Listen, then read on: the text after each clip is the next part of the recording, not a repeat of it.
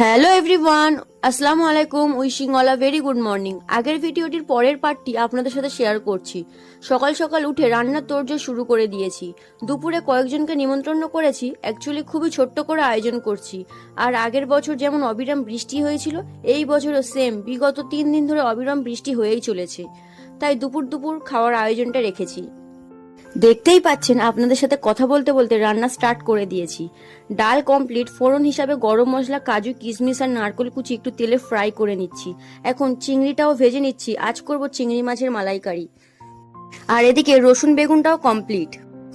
আর যার আজ জন্মদিন, যার জন্য এত আয়োজন, সেখানে সে খাবে খিচুড়ি। একদিকে খিচুড়ি করছি আর একদিকে চিকেনটা বসিয়ে দিয়েছি। চিকেনটা করলে সমস্ত রান্না কমপ্লিট।